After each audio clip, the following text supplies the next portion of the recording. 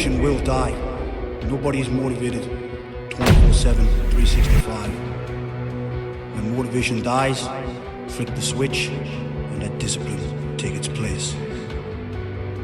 Do what needs to be done. You must train your goddamn brain. Believe it. Really, really fucking believe it. Focus.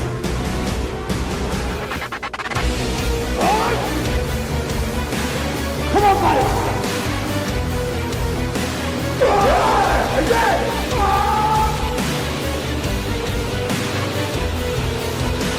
Again! Again!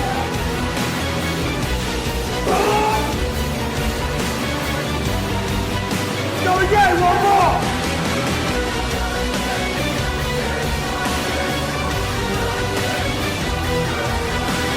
God! Keep fighting!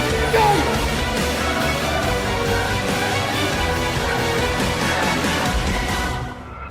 Oh, shit.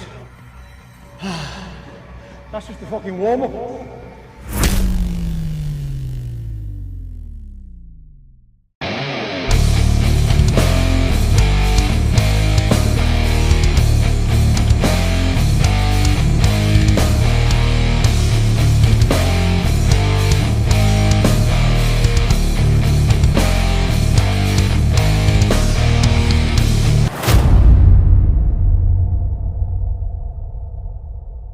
Yes, guys, welcome back to Meathead Mentality. It's your host, Mugger the Mammoth. And today we have a very, very special episode because today I'm sitting down with someone I've looked up to for as long as I can remember since I've been bodybuilding. Someone who's shaped how I see bodybuilding, how I train, and how I believe the sport is actually about. Today we've got the legend himself, Ifbb Pro Anth Bales. Anth is a UK bodybuilding legend, an Ifbb Pro bodybuilder, earning his pro card when it meant something back in the UK BFF in 2012. But more than titles, Anth is known in the UK as one of the hardest and most hardcore bodybuildings this country has ever produced. He represents an era of bodybuilding that feels like it's disappearing, real, old school, no bullshit, 100% or nothing mentality. And today, he's going to be introducing himself and going through his career and everything that's happened. So, Anth, do you want to introduce yourself to the people? Yeah, thank you for the kind words, sir. Actually, Absolutely, mate. Mr. Mammoth. Well, I don't even know your real name, to be fair. I'm sure it's not Mungo the Mammoth by deed, Paul. No, it is. It's Mugger the Mammoth. No, you are a bit nuts. I wouldn't put it past you, to be fair. Yeah, my name's Mungo. What should I call you, sir? Just call me Mungo. Mr. Mammoth. Mr. Mammoth, go on then. Mr. Mammoth. So try to introduce yourself, Anth, to the people who don't know. Because if you don't know Anth, then you are watching the wrong fucking podcast. I'll tell you that. Yeah, I mean, I have been around for a while, so just some of the newer viewers might not know who I am. Just some old guys. Absolutely, yeah. Yeah, I mean, I started training when I was 15, I think. Started doing some stuff in the bedroom at 15.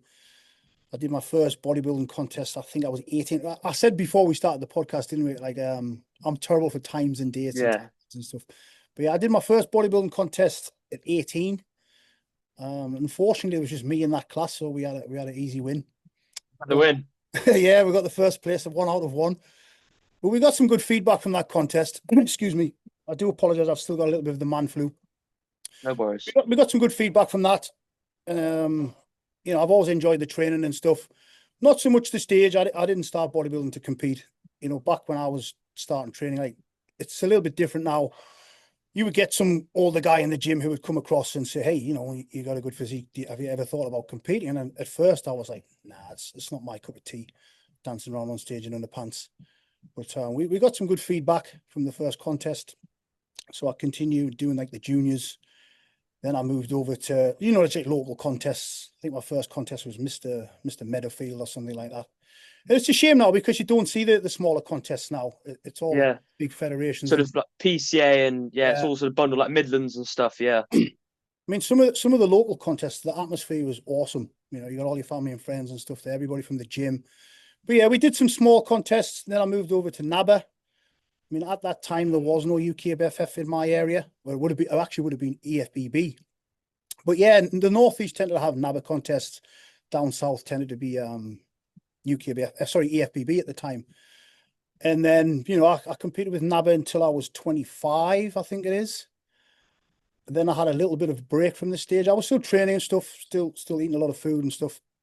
But I had a bit of a break from the competing. If I'm totally honest, I went on a bit of a, if we're keeping this all transparent, I went on a little bit of a bender, to be fair, for about 5 years. I think that was my early crisis. And unfortunately, when I was 30, so, you know, I was just starting the gym again at 30. Sorry, thinking about competing again at 30. I was diagnosed with type 1 diabetes. So, yeah, all of the partying and stuff and the midlife crisis was over. It was time to get healthy again. And that's kind of how I got back to coming back on stage. So I competed again in 2009, which was a little bit sketchy because it was the first time competing with diabetes and stuff. I was just kind of getting the grips with all that kind of stuff. We did okay. I managed to get in pretty good shape, but I lost a lot of muscle tissue, you know, not knowing how to manage the diabetes and stuff. So we had a little bit of time off and I came back in. I was supposed to compete in 2011, but I had a bit of a nasty shoulder injury, which put me out of action for a little while.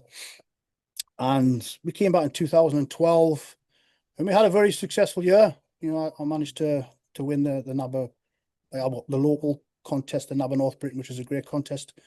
That'll be on soon in the Northeast. If you ever want to go to a contest, guys, go to the NABBA North Britain. Great atmosphere. It's hosted by Eddie Elwood. So we did the North Britain, which qualified me for the Britain finals. You know, managed to win the Britain finals, which qualified me for the Mr. World. Managed to win Mr. World, just if we're talking about titles and stuff. And I was going to do the NABBA Mr. Universe. But in the meantime, there was a UKBFF contest. And a few people encouraged me and said that, you know, you got great potential to get your pro card. And as we mentioned before we hit record, it was a little bit more difficult back then to get your pro card. There was like one a year. So even NABBA kind of encouraged me because at the time there was no NABBA pro class. I know we have NABBA pro class now. So yeah, we went to the qualifier and I qualified for the British finals. So at the time, when you were with UKBFF, you weren't allowed to compete with any other federation. So I really wanted to do NABBA Universe. It would have been awesome to try and win NABBA Universe. But unfortunately, I had to choose either do the NABBA Universe, but if I did the NABBA Universe, UKBFF were going to revoke my qualification for the finals at the time. So I had to miss the NABBA Universe, did the UKBFF finals, and yeah, we turned pro in 2012. So that's kind of the timeline. Yeah, I really wanted to do the NABBA Universe because nobody had ever won Mr. World, Mr. Britain, and Mr. Universe in 1 year. Not even Arnold Schwarzenegger. Yeah. So it would have been, it would have been really hard. I know Andy Polhill won that year and he's awesome bodybuilder. I don't know how I would have done against that guy. But yeah, it would have been a nice little, I mean, at the time I wasn't really bothered about titles and stuff. Yeah, I just loved the gym. But maybe looking back, it would have been pretty cool to have those 3 titles in the 1 year. But hey, it all worked out in the end. I got the card. And yeah, that was kind of the amateur kind of side of things. I think NABBA was, especially like before COVID, I think COVID really ruined it, didn't it? NABBA was crazy standard. Like looking back at some of the photos of the NABBA classes, like your really good friend Dan McNabb won the NABBA Universe, I'm pretty sure. Yeah, just mental, just crazy. Just NABBA's just mental people in it. So just going back a bit, and you know, you told me you got into training about 15, you started sort of stepping in the gym. What sort of put you on the trajectory of like really hardcore training? Were there people around you who got you into that sort of style of training? And how did it lead from just going to the gym, then obviously going into bodybuilding and transitioning? Yeah, believe it or not, when I first went to like a public gym, I wasn't that keen on it, to be fair. My uncle Sean, I will have the credit for that. He took me to Berkeley Gym, it was called. I think it's even still open now. And I wasn't really that keen. I was quite happy just to train in my bedroom, but he kind of made me go to the gym. And when I started seeing some good progress, that's when I kind of started to enjoy it a little bit more. So we went to Berkeley Gym, and then my uncle Sean, he used to compete and stuff. He ended up kind of, I don't know what happened. He kind of went off and did his own thing, and I kept training by myself. And just a heads up to Sean now, he's still in great shape now, my uncle Sean. So yeah, we We kind of got forced to go to the gym a little bit, if you like, but I started enjoying it a little bit more. And then I just loved it after that. I mean, Yeah. when I was a teenager, I was very aggressive. I was a very aggressive kind of, I just had all this shit building up, and going to the gym kind of released that for me. And that's when I got into like really like liking the feeling of like pushing myself, how hard I could push myself. So yeah, that was the kind of the release, if you like. So through that like period, was that sort of like 15, 16, 17, 18? Then obviously you said you first competed at 18. What was that like? What show was it, if you can remember? How was that whole prep like? Obviously being an 18-year-old, it's young, it's teenage bodybuilding. Yeah, honestly, I did not have a clue. Back then, Yeah, of I know course there's a not. lot Yeah. more knowledge now, and we all kind of joke about how things have changed and how things have got a little bit more complicated. But I was just literally eating like chicken drumsticks with a loaf of bread, like savory rice and stuff. All the old timers might remember savory rice. And again, the gym I was training at the time was called Flex It. The guy called Michael, he was like, "Listen, Andy, you got some good potential. Let's go and take you to see Brian Robinson, who is a NABBA official. He's still going now, Brian, bless him. He's getting on a little bit, but now, but he's still involved in the bodybuilding scene. Brian and Hazel. So I went down to his gym one night, and it was a tiny little gym. Like I say, there wasn't many big gyms like this back then now. And it was ladies' evening. I remember it was a ladies' evening. So there was only ladies in the gym. Obviously, no posing room back then. So I'm standing in the middle of the gym in my underpants, like, whoa. And I remember Brian saying, "Oh, what's your diet like?" And he was like, I was like, "Oh yeah, I have like about a loaf of bread, this much rice, and some chicken drumsticks." And he kind of helped me with the diet and stuff. And I guess I got in okay shape, for the first contest. I wasn't shredded or anything, but it was decent. It was acceptable. I'll have some old And you pictures somewhere. and you enjoyed that then? You enjoyed that first prep? I enjoyed the process of it, and I enjoyed seeing the improvements, but not so much the stage. And I was even like that as a pro bodybuilder. Like, you'll speak to a lot of guys, like for example Dan. They love the Yeah. 99% of it until you got to get up on stage in your underpants. Like, that's not the fun part for me. But it's all part of the process, and if you want to like progress and win some titles, it's obviously part of it. You can't just not go out on stage and not pose. I used to enjoy the mandatories. I'm standing next to somebody, competing against them in a pose down, if you like. But I've never been too fond of the posing round, and so I was never a great poser. Even though I did, try and improve, I was okay, but it was never my thing.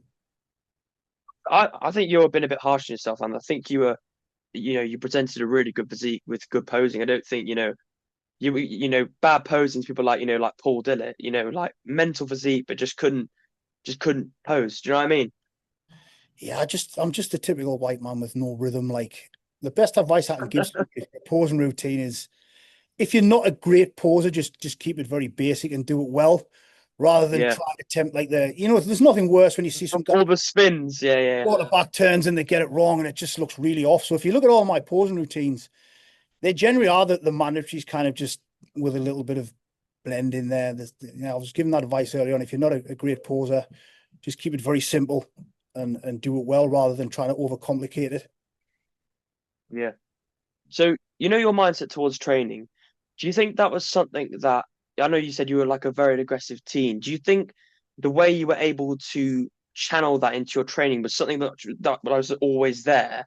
Or do you think it was something you developed just being more in the gym? Because obviously, I think in order to train how hard you do, there's got to be some element of it was already in there, just lurking and hiding away. Yeah, I think it is a kind of, I'll say it's a Innate thing. Yeah, I think it is something that's already there. And Yeah. when I say I was an aggressive teenager, I don't mean I was going around getting into trouble and Yeah, stuff. of course. No. Like outwardly projected on everybody. It was just always in there, and I felt like the gym kind of released that for me, and that's kind of why I stuck with the training. And it's still to this day now. If I've had a shit day, I'll get in the gym. Obviously, I can't push as hard as I used to. We've got a few things Yeah. going on. Yeah, I still like to challenge myself in the gym. Yeah. I tried lots of other sports. I tried every single sport, like boxing, karate, netball, everything. Honestly, rounders, baseball, like every single Oh, of golf. And just the weight training kind of stuck. I just enjoyed that, so we stuck with it. Yeah, and I think what you're saying is really important. I think that's where the term iron therapy comes from. It's you can Yeah. be having the worst day ever, like you said, go and have a massive back session and you feel like a new person. It's crazy, isn't it? The effect of it and how I you mean, can channel when have your you ever left the emotions. gym? When have you ever left the gym, other than if you got an injury or something, and thought, shit, I wish I didn't do that? Like afterwards, you always feel great. Well, I personally Feel do. great. Yeah. And you just get to have a shower and eat a lovely meal and go to bed. Yeah, Perfect, isn't it? yep. So, how did you get involved with Mr. Nasty Leroy Davis, and how did that sort of duo and that training come into play? Because a lot of people who will know you will know about you and Leroy, because who doesn't know that duo? I mean, everyone in the whole, I mean, hopefully in the whole UK bodybuilding scene knows about Dorian, knows about Anth and Leroy. And how did you meet Leroy, and how did that all transform? I actually met Dorian Yates first, so I'll give you the timeline on that one. Obviously, everybody watched Blood and Guts. I used to watch it like at least 5 times a day. I still watch it Yeah, now. There's nobody more motivating than Mr. Davis screaming in your ear. So I met Dorian back in, let me think here, I'm terrible with timelines. I think it was 98 because I know he was retired. So I know his last Olympic was 97. yeah, against Time NASA. Yeah, I was selling his products, CNP, Dorian Yates Approved. I don't know if you've even heard of that back then. It was a Kerry Case and Dorian had a company called CNP Approved, Dorian Yates Approved, I think it was. I And we know, I went didn't know to that. the warehouse, and I got to see Kerry. Kerry's a great guy. All of the old school bodybuilders know who Kerry Case is. And I remember saying, "Oh, hey, we're going to meet Dorian today." And I was like, "Oh shit!" Like I was all excited, like a little kid in a sweet shop. And I remember him coming down the corner. I was like, "Shit!" Like obviously, I'm expecting like 310-pound Dorian Yates, and again, it wasn't long after he retired. I mean, he's probably still a big guy, probably about 250 or whatever. But yeah, he kind of retired and stuff. And so I never got to train with Dorian back in the day. But we were Yeah, friends, we kept in touch. I still speak to Dawes now and again on WhatsApp and stuff. But the Leroy thing, it was 2000, it was actually 2012. I remember I was 10 weeks out from a contest and I got a phone call or a message or something from Giles Thomas. He still does some stuff for some of the bodybuilding websites and stuff now, Giles. And he said, "Oh, listen, yeah. muscular development. I don't know if you know what muscular development is. It was a Of course I do. Yeah, of magazine at the course. time because there's no mags left now, is there? Even the muscular development No, line's no, gone." no, they don't. So he said, "Oh, we're doing a training kind of setup. What was it called? Temple Gym Raw. Temple Gym's Dorian's gym at the time. In Birmingham, I'd yeah. like to train with Leroy," and I was like, "Yeah, there's a bear shit in the woods type of thing." So I can give you a little story on this for some of the younger guys who might not have heard this story. So about a month prior, I was doing some squats and I was coming up and I kind of popped my IT band. So I was kind of out of action. And then Giles calls me like 2 weeks later and says, "Oh, do you want to train with Leroy?" And I was like, "Shit, like I'm not going to miss out on this opportunity." And we were training legs as well. So I was like, I had a word with my physio at the time, and it was Kirsty at the time, I think from what was the clinic called? I can't remember the clinic now. And she was like, "Well, if you take it easy, you'd probably be okay."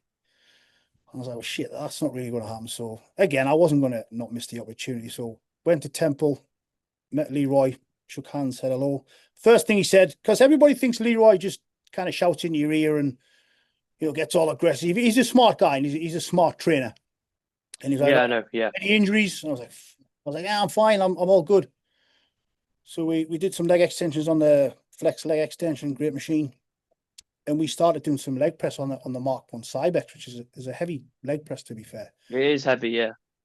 And, I wasn't being an idiot and I wasn't trying to impress anybody. And I even put on like about 70% of the weight I usually do. And I felt my quad like a ripping feeling on the way down. Obviously I knew I'd done something, but I just assumed it was the IT Was band. that set? Was that warming up or was that working set? I think if I remember correctly, we were kind of warming up for the last warm up before the main set. Okay. So luckily Yeah. it kind of went then. Oh, And yeah. I didn't have any pain or anything, but I felt like a ripping feeling, like when you can hear. I don't know if you had an injury, but you can hear it in like. But I assumed it was my IT band because that's what I'd done prior, and I thought, you know what, if it's my IT band, we can get through the rest of the workout. So I said to Leroy, my legs a bit, something's happening in there, but I'll finish this session. So we did some light hack squats on that horrible unique hack, and I managed to do some heavy hamstrings and calves, and it was fine. Maybe it was the adrenaline, I don't know. But on the way back on the train, the pain started to kick in, and I remember Yeah. I had to like lie in the middle of the seats because it was just like really bad. And yeah, I just kind of kept in touch with Leroy after that. But Leroy had a look at me at the end as well. Yeah, I was 10 weeks out, and I was like, slightly nervous that he's going to have a look at me just 10 weeks out. But we just, yeah, you're on track, because that's kind of how the old school guys work. I mean, there's nothing wrong with giving your buddy a pat on the back, but nowadays it's like everybody's like, oh yeah, you're looking awesome, man, and great, like you're going to kill everybody. And sometimes it can be a little bit too much, and you might take your foot off the gas a little bit. That's why Yeah. in the old school you should just stay covered up, so just to kind of make sure you were kind of tunnel vision. But yeah, Yeah. I just kept in touch with Leroy ever since then, and we became good friends. He's actually godparent to my daughter. We Oh, don't really? speak as often as we'd like to these days. We're both busy with work and family and stuff. But I'll generally speak to Leroy every week on the phone just for a catch up. And he gets to Durham Yeah. whenever he can, and I visit Birmingham, because everybody thinks we like live in a cave next to each other. But unfortunately, Leroy's like 3.5 hours away, so we don't get to train Really? as often as I would like. Yeah. So there is I had some questions obviously about your previous gym before it sort of transpired into Ultraflex Dome, which obviously currently you're the manager and owner, aren't you? Under I'm co-owner of Ultraflex with Charlie. yeah, that's right, Charlie's yeah. the founder of Ultraflex, and generally Yeah. he's a partner in all of the gyms, and he usually has a different partner at each gym. So I'm the partner in Durham. Yeah. So how did Maxx Muscle come about? And how did you like training with Leroy? How did that go into Maxx Muscle and that environment sort of come into play? I used to train at, like I said, I think I used to mention the gym called Flexit. Now Yeah. I used to work in there as well. So work in there, and the gym got sold. And unfortunately, the guy who bought the gym, he worked in there after that. So obviously I lost my job. I did want to buy the place at the time. I didn't have any money. I was like, I was be early 20s, I think. And I said from then, I was like, right. I was always saving up for a gym anyways. I remember getting the Hammer Strength catalogs and stuff at the time. Like, not many people had Hammer Strength back then. And I would look at the prices of everything.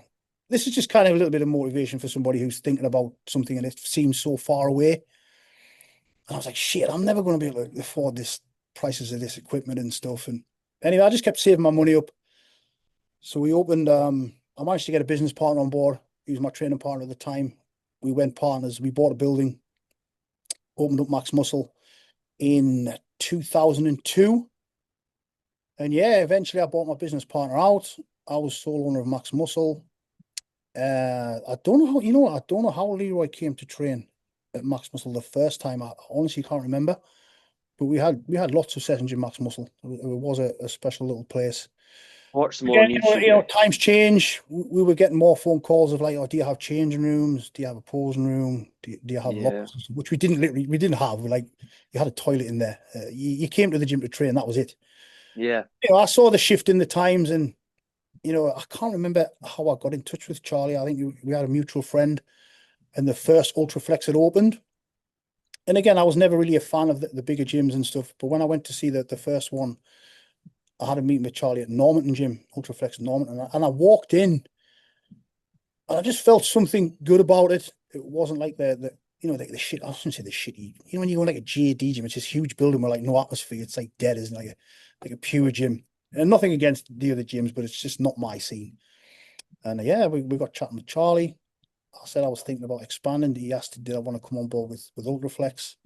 And yeah, Ultraflex Durham was kind of born, if you like. Yeah, so how long was Maxx Muscle running for? 2002 to when? Maxx Muscle was open until 2020. So we had Really? Oh, it's 18 not that long years ago there, then. yeah. Crazy. And Well, then it's obviously, literally, it's still like 10 minutes away. I'll still drive past it now, and I still get that. It's weird. I can remember the smell when I used to own it one morning and stuff, and it's obviously embedded in the brain, like the good memories and stuff. yeah. But if you ever So visit Ultraflex Durham, we have like a fenced off area in the corner. It's called I the know Hardcore Corner. Yeah, yeah. It's we very kind of, well known. that's the kind of memory of Maxx Muscle in there, if you like. Yeah. I mean, I really do want to visit, but it's just like 3 hours away. That's the only thing that's holding me back from visiting. But it looks crazy, yeah. I don't think I'm gonna be honest. I don't think I would leave that hardcore corner. I think I'd just stay in there the whole session because that's Yeah, crazy. the All the hardcore corner thing, it was kind of a Maxx Muscle thing, but also I managed to acquire the original pullover from Blood and Guts, obviously Dorian's famous pullover. So we have this brand new gym with all the nice shiny equipment. We didn't want to refurb the pullover. We wanted to keep it original. So we just, we put it in the hardcore corner. We've got the original dumbbells from Temple Gym. We have the original hack squat, the original yeah, calf raise. So yeah, it's a nice little kind of relic for the hardcore kind of era, if you like. yeah. So what would you say the lessons that sort of period in between sort of, like early 2000s, Maxx Muscle, all those like hardcore training sessions, which everyone can go watch on Anth's YouTube, the 100% or Nothing YouTube channel. Um, what did that era sort of teach you about bodybuilding and training and everything you know now? How did that shape you as a bodybuilder and as a person? That sort of peak time when it was just hardcore blood and guts training and just everything, I always get the comments like, I train really hard and so I used to back in the day and everything, which I do appreciate, but I don't think I used to train particularly hard. It's just because that's how everybody used to train back then. You went to the gym to train, you kicked the shit out of yourself for an hour and a half, and you kind of went home because there was no like seating areas or hangout areas and stuff. And yeah, I think that's how that kind of mentality was built. You go to the gym to train. Accepted, yeah. Yeah, just again, I'm not saying it's better or worse, but I would think if I got up on a Wednesday morning and I knew it was legs, I was thinking about that all day long to Yeah. 6 p.m. because my training partner finished work at 6 p.m. and we would just come in, thumbs up, get done, out type of thing. And I know it's a lot different now. We have guys who come in here, they're in like 3-4 hours, just hey, as long as you're enjoying yourself and catching up with your friends and stuff. It's just, I don't know, I think people have lost the way a little bit of why you actually go to the gym. But then again, the reason has changed. Maybe people like to come to the gym to socialize. I prefer to go and socialize and have a cup of coffee with a friend and have a chat there, not in the Yeah. type of Yeah. thing. So yeah, I was always under the mindset of like, you're going to the gym to train and whatever you want to do after that, then have a catch up and stuff. But I understand not everybody has to have that mentality and have to take it mega serious. You don't have to be, in the zone and walking around like Branch Warren and kicking holes in the wall.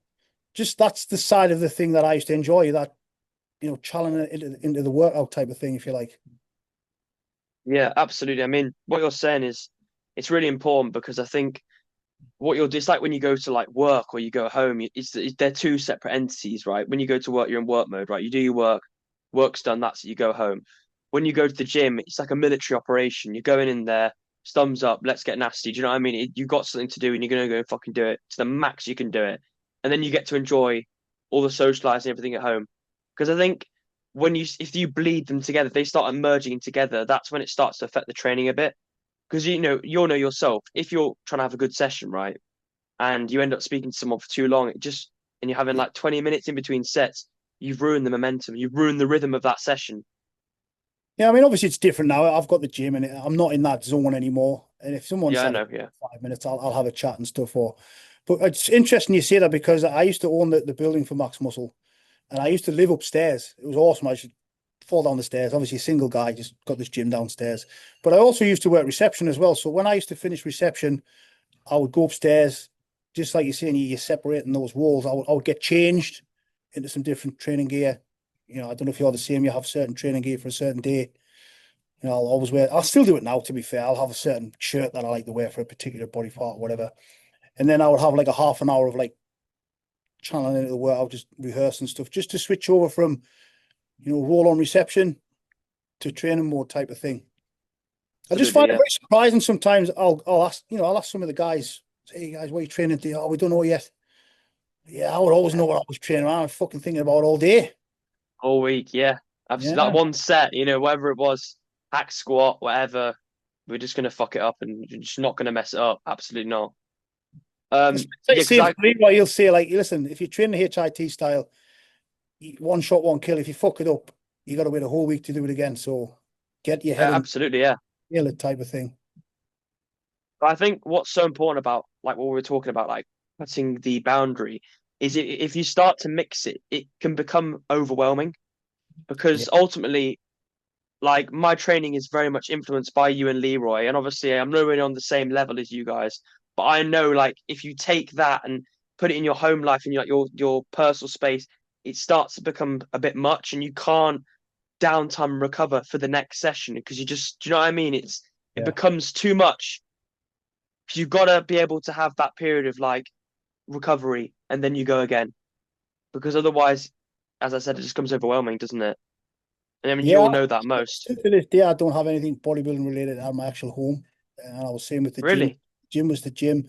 I know some people have like trophy cabinets and stuff, which looks cool, but I didn't used to have a bodybuilding picture in the house. Don't get me wrong, I had my magazines and stuff in the cupboard and stuff, but yeah, that I'm still like that now. I coach, I separate that from the gym work at the gym. My training's kind of, again, not as intense as it used to be. I don't have to sit out the back and psych myself up for half an hour because I'm have to steady away a little bit. But yeah, I'm like that. I'll separate stuff up. Yeah. Um, I just want to talk about, obviously what's happened now with bodybuilding. And I know I've watched obviously a lot of podcasts with you on 100% or Nothing. You had like Zach Khan stuff on. You said, you know, the science base and all that stuff. It's not necessarily, it's different. It's different. It's a different time. I just want to know your thoughts about how bodybuilding's gone from then, from when you were into it to how it is now. Do you mean from a training standpoint, or do you mean from people who compete, or I because mean, there's just all of them. both ends, if you like? I mean, like I say, back in the day, sound like I'm 500 years old here. You didn't start the gym to think you were going to compete in a bodybuilding show. You started the Yeah. gym because you like to train and you like to push yourself. And then maybe if you showed some potential, one of the older guys would come over and say, "Hey, you know, have you thought about competing and stuff?" Nowadays, you got people who will start the gym to compete, which is fine. It's absolutely fine. It gets more people in the gyms. It gets more people on stage. It's just a bit different now. Like, yeah, you get some guy who'll come to the gym and he wants to compete after like 3 months. And they end up maybe doing a contest. They get a little bit disappointed because they didn't win. Yeah, I think things are a little bit rushed now. Yeah, absolutely. And I think that's a Yeah, lot of that's on social bodybuilding media and is it stuff. is it is a real long. It is for the long haul. That's why a lot of people will compete. They get a bit pissed off, and they actually give up and sack it off. If you just stuck Yeah, I with it, know. Yeah. So how do you think about the training and everything? I know you probably seen all the sort of cuffs and all the sort of ridiculous exercise and everything. What's your opinion on that? And how training? Because I bet you never saw any of that at Maxx Muscle, did you? not really. I mean, we back in the later years, we experienced we messed around with some bands and some chains and stuff. But I always kind of went back to the. Don't get me wrong, I'm not a dinosaur. I've tried it. I have tried it.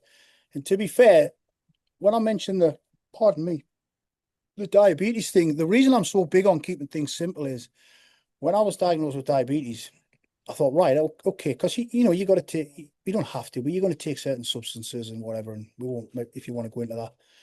I just said, right, we're going to start back and we're going to keep it as basic as possible. This was kind of for health reasons as well. And I found out I just made that, again, I was making the best progress ever, just keeping it very basic. And this is what I say to guys now, they're kind of overcomplicating stuff. Where do I go with it? I'm not shitting on bodybuilding now. I'm not saying don't train a certain way, but I see some guys who maybe come to the gym for like 3, 4 years and they're still lifting the same weights. They don't change. I mean, as much as I enjoy training, I like to see some progression as well in my physique. So yeah, everybody just seems to be avoiding the hard stuff now. I think it's not just in the gym, Yeah. it's life in general. Nobody wants to, Absolutely. Yeah. or nobody Yeah. wants, Yeah. Yeah. you go to work, they don't want to do any work. Like, it's just weird. I think Yeah. I can't blame everything on social media, but it has played a big part where you're just getting distracted. I can see guys like they finish a set and they're straight on the phone. Like, fuck, if I was finishing a set of squats, I'm just trying to survive. Like, Yeah. I'm not picking my phone up. But again, Yeah. everybody has a different reason to go to the gym. As long as you're enjoying yourself, you're not harming anybody else. But yeah, the mindset's just changed a little bit. It's become a Yeah. little bit more, because back in the day, if you went to the gym, you were a little bit weird. You were seen as like a social outcast. But nowadays, you got lots of ladies in the gym. You got lots of young guys in the gym. It's just changed a little bit. Yeah. It's become more normal, which is good. Again, it's great that we have more people in the gym, but it's maybe the dynamic hasn't changed. Maybe there is that still that small group who are kind of kicking the shit out of themselves. But maybe it's because there's lots of Yeah. people going to the gym now. It doesn't seem that way. Yeah, I think you're right. I think the people who really sort of embody like you and Leroy and Dorian is it's so few now and it's so diluted by so many people who don't really train hard. It's finding them is actually just like it's very unique. You see a reel pop up now and again and think, who the fuck's that? Who's training like that? But I think you're absolutely right about the training. I think it's been influenced a lot by how the world's gone. I don't want to get too political because this is a bodybuilding podcast, but I think the world has gone softer compared to what it was like in the early 2000s, 1990s, to the point where it's sort of fed into like fitness and bodybuilding. Now it's like fitness is like anything now. Like you got personal trainers who are like 400 pounds coaching people. Like, Yeah, I saw something the other day. Like again, nothing against this person. Like, yeah, I'm like an obese coach and stuff, and I always kind of got the notion if you want to do something like, well, how am I kind of frame this without shaming anybody or anything? If I wanted a good physique, I wouldn't get PT'd if someone had a horrible physique. I'm not saying you have to be absolutely, shredded and to be knowledgeable, but you should really you've got to walk the walk. a little bit. Yeah. Yeah, So yeah, it's bizarre now. It's really bizarre. Everything's kind of accepted now. If you were fat and obese in the gym years ago, you would get a bit of slack for it and it would make you train harder. But now everybody just gets offended. It's not being nasty. Being obese isn't healthy for you. Like there's nothing really good about being obese. But again, yeah, that's the rabbit hole we could kind of go on a massive tangent on that one. yeah. Um, but I don't want to go on it too long because I don't want to waffle on. But I think I'm just on the top of that. I think the problem is you say like obviously there's so many more people going into the gym. It's more normal now.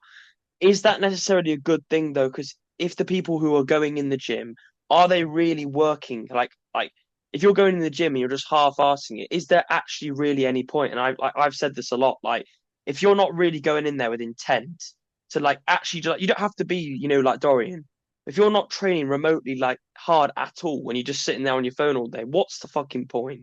Like I mean, I feel the same way as you because I'm in the gym. I'm there to train. But again, yeah, if somebody's coming in and they're doing 2 hours of like some cables and doing some sit-ups and stuff, and you're happy with that, then that's fine. But I yeah, think it's yeah, just because maybe we can't relate to it. I've seen kind yeah, of sides. I'm from the old school, Maxx Muscle. I'm the newest school at Ultraflex. It's a tough one. Not everybody. It's maybe it's the same as the guy who is super serious at football and he practices every night and he wants to turn pro, to someone who just likes to have a kick around and play football on the weekends. It's just everybody has a different goal, I guess. But I'm the yeah, same as you. If I'm going to the gym, I want to exert myself and I want to put in a good session to some degree. I do see like it looks a bit boring to me, and people don't even look like they're enjoying themselves sometimes. Yeah, it is a strange one. I can't put my finger on it. yeah. But I think what you're saying's interesting because I think enjoyment now, like if you enjoy yourself in the gym, whether that's doing like barbell rows or anything, people just shit on it. Like, and you know this, you're on Instagram and YouTube. That I think like even if you are trained like how we're talking about, people have a go at you a lot. Like you shouldn't be doing T-bar rows, you should be doing a chest supported cable row. Like, do you know what I mean? It's still like it's not just they're like everyone's just doing their own thing. If you're doing anything which is remotely sort of like not like old school, it just gets so much backlash nowadays. Yeah, Do I you know mean, what I mean? I assume even back in the day there was probably gyms where people were going in and messing around with cables and stuff. I mean, it was probably just not put out there as much because social media wasn't around and stuff. They say all you had was magazines, and magazines had bodybuilders in them. There was no Yeah, influence back then spreading the word and all this kind of stuff.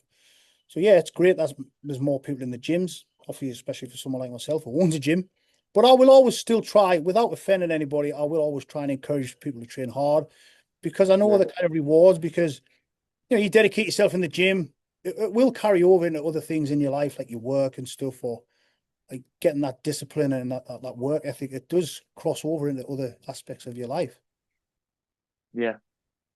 Um, I just wanted to talk about that sort of like period of when sort of like 2009, 2012 when you went and won your pro card at the UK BFF and just because I think it'd be really interesting for the listeners just to hear like how did you go about those sort of peak years to go to that level? Because I can't remember now, but I had a figure in my head. I think it was in your time, or like 1990s to 2000s. I can't remember how many IFBB pros there were, but there were like a few hundred or something. But now there's like 1,500 active IFBB pros. That's like the difference in terms of the level. And obviously, during your time, during the UK BFF, there was one card a year to get the pro card. So what did it take from you, from not only a physique standpoint, but training and mentality towards to get to that goal? That's another weird one because I've had this conversation not too long back as well. So during my competitive years, I was very so what I can think of here. I was very robotic. I was very a bit of a cyborg, and a lot of bodybuilders will probably tell you this who have maybe reached a little bit of a higher level. You can't really remember much of it.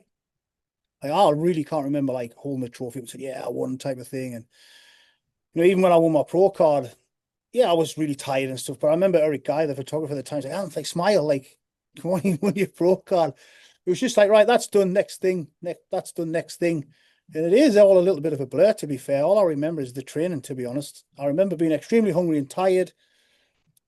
Even like sometimes think, shit, like I'm knocked, I can't keep going, but you just dig your heels in and go. Like you got to be a little bit robotic and a little bit like a bit of a cyborg, if you like. But yeah, if you ask a lot of higher level, if you like, bodybuilders, they don't really remember much of it. You just kind of go, go, go, go, go. Maybe Yeah, when because I when you, think, when you step out, you kind of appreciate it a little bit more, I guess. yeah. And I think what people don't understand is like the fact is you're not competing for the majority of your bodybuilding, year to year life. You are doing the training for so long and then the competing, you're doing a few shows and then back in off season. You know what I mean? So obviously the thing you're going to remember the most is the hardcore sessions. You know what I mean? Because that's what, as you said before, you fell in love with training and then stage was just sort of a byproduct of that, really. Someone said to you, I, "Oh, I would Anthony, look, still, I would still train that way now if I could, and I would never compete again. It makes no difference to me. I'm yeah, not trained to compete. A lot of bodybuilders will say that it just kind of happened that way. If I could go out there and do 6 plate squats now for 50 reps, I would do it. And there's no show inside. And people say, oh yeah, like people only train hard on social media and stuff. There was nobody doing any social media back then. There was no camera phones and stuff. And we were doing that shit just because we enjoyed it. yeah." I don't care if there's any camera there or there's a show in sight. But obviously when a contest comes around, you set your sights on that goal or whatever. But I would still train like that now if there was never ever a bodybuilding contest ever again. Because I just love Yeah. that side of training and that kind of challenge type of thing. And I think what you were saying earlier about the fact is people start training to compete. It's a very like short, sort of not a long lasting journey because ultimately, if you're training to compete and you don't do very well, and then that's your goal, done. I think, like you said, if you fall in love with the training and you compete and you don't do well, it doesn't really matter because you love the training. You can just continue to get better because you're just loving the process, not the reward. Yeah, like I say, it is a tough one. I think a lot of people get disappointed. So let's say I was doing a contest back in the day and I was a young guy, like my early 20s. If you got beat, you would go home, maybe punch your wardrobe door off the thing, have a pizza, and then start again. But now you got guys, they're doing the first contest, they get sixth, so they've got to put a massive Instagram post up. I was all robbed and all this stuff, and I'm leaving bodybuilding. I'm like, Jesus Christ, you've only been doing it like a year. Like, it took me a long time to turn pro. It's So crazy. yeah, Yeah, it's I crazy.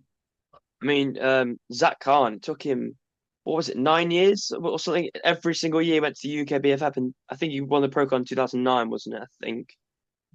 I don't know And when he's Zach. kept trying. I remember he's knocking on the door for a long time. Yeah, Because what people I say think to he came me back. like, yeah, people say to me, "Oh, you're lucky, Anthony, you won it on the first go." It was my first go with UKBFF. I was still with NABBA for Competing, yeah. smashing away for years, and that was what made it so important because you had that one chance. So let's say you did a pro qualifier now, like back in the Cost day, loads. you did the UKBFF finals. If you lost, you had to wait a whole year again. Where now you could jump in a show next weekend, the weekend after. Like there's a contest literally every weekend now. There's lots of pro qualifiers and stuff. And just for those people who say it's easy to turn pro, it's still not easy. We've got guys like Dan still banging away.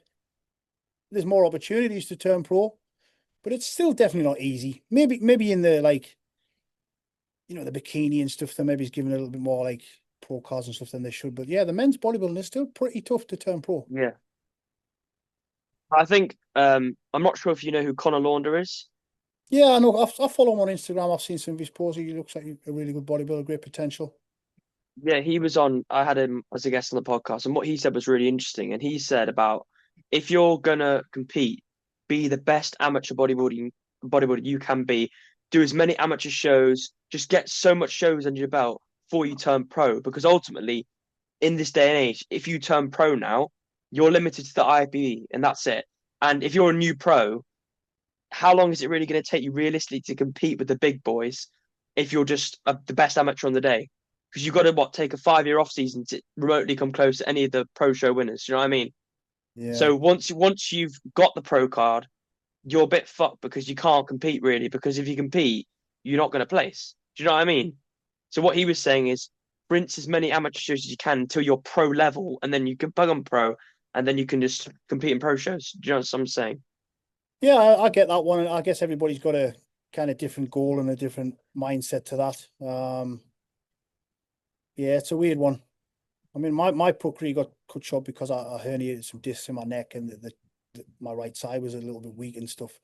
So if like you just said there, if you're going to compete at that level, you've got to be able Be to the stand level. those guys, and fucking your trainer's got to be like 100% all the time. There's no point standing on Yeah. stage shit. Like there's certain things now I can't do, like a pull down on my right side's a bit weaker and stuff, and curls and stuff. So if I was standing on stage taking shit, I haven't been able to train hard as I can for this contest. So that's why I never ever got disappointed with the placing, because if you have literally done all you can and trained as hard as you possibly can and not slipped up and not missed any cardio or not missed a meal, the judges are going to put you wherever. Like, there's nothing you can do about that. But if I was standing there thinking shit, like, I maybe shouldn't have ate that burger, or maybe shouldn't have missed that cardio for those few days, yeah, maybe that those type of intrusive thoughts would creep in. But yeah, if you're going to compete on a pro level, you got to be obviously competitive.